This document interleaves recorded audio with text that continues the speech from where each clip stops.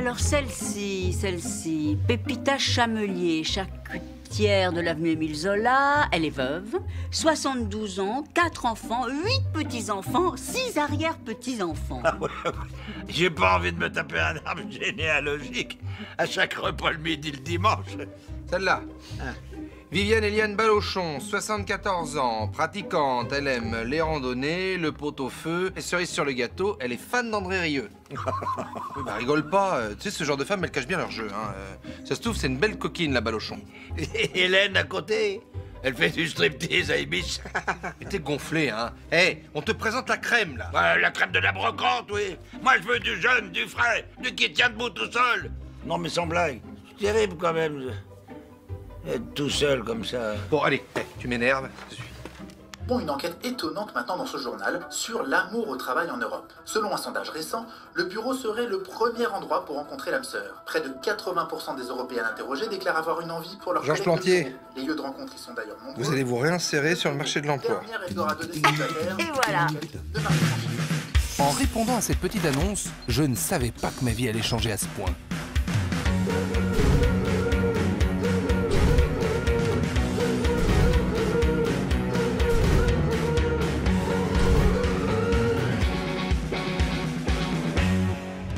Ça paraît étonnant, mais c'est notre colocation. Ça m'a ragaillardi l'idée d'aller chercher l'amour au travail. Quand je pense à toutes ces petites minettes qui m'attendent au bureau. Simon, t'as eu une idée lumineuse. Oui, enfin bon, à un petit détail près. Et lequel? T'as 73 ans. Même les sites de voyage, ils proposent plus ton année de naissance quand on veut prendre un billet d'avion. Oui, un type de 58 ans est un emploi jeune à côté de toi. Ouais. Et tu connais plus très bien le monde du travail d'aujourd'hui. Mais tu vois. c'est faux, je suis une flèche, moi. Tu me donnes n'importe quel bureau, je te balance 10 fax en 3 minutes. Tiens. Ah, voilà. On y vient. Juste comme ça pour voir. Est-ce que tu sais ce que c'est qu'une pièce jointe dans un mail? Un cryptogramme sur une carte bleue si tu veux faire un achat sur le net. Donne-nous des verbes irréguliers en anglais. Combien font 10 $ en euros? J'en sais rien. Bon, alors, on fait quoi?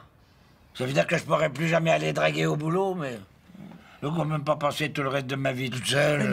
Mais non.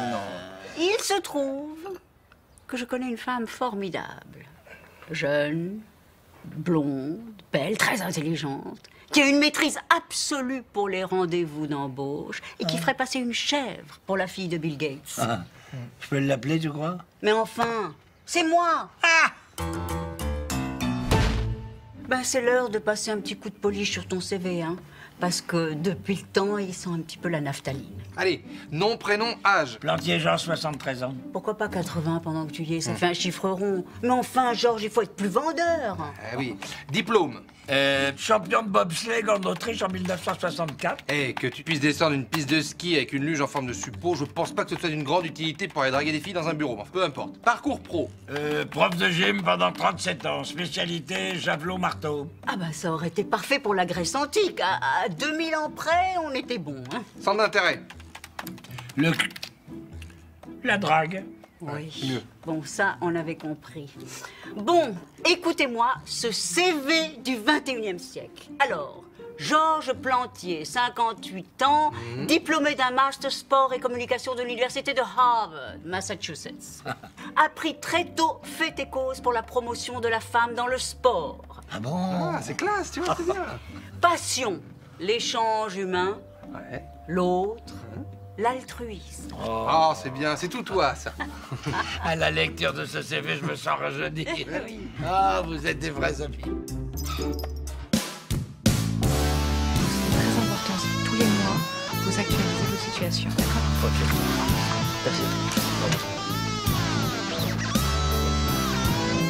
Georges Plantier, mademoiselle. Je vous arrête tout de suite, c'est ma pause déjeuner.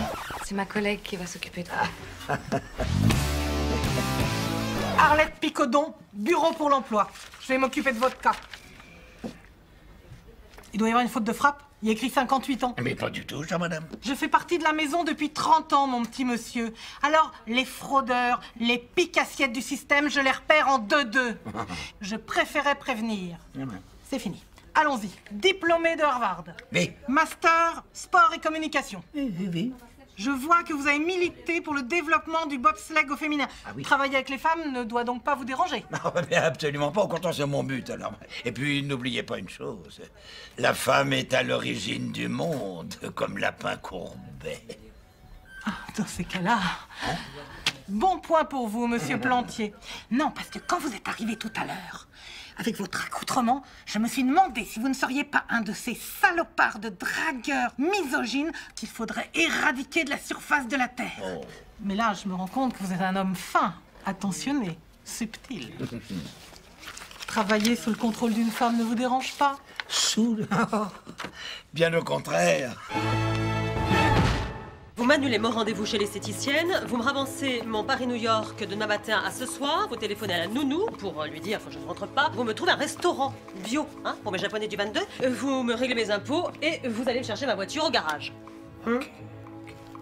Je suis Georges Plantier, l'assistant de Madame la Présidente. Vous êtes la nounou? Mais puisque je vous dis que c'est elle qui m'a dit de faire ce virement bancaire avec vous, Madame. Comment ça, les courtes ne sont pas arrivées chez Madame? Comment? English? 18 rue des Acacias. Mais non, je ne suis pas la Présidente, enfin. Au revoir.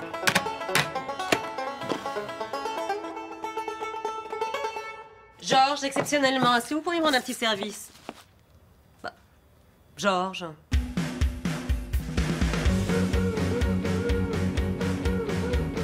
Ne nous mentons pas, la crise a touché tout le monde et même des perles comme moi.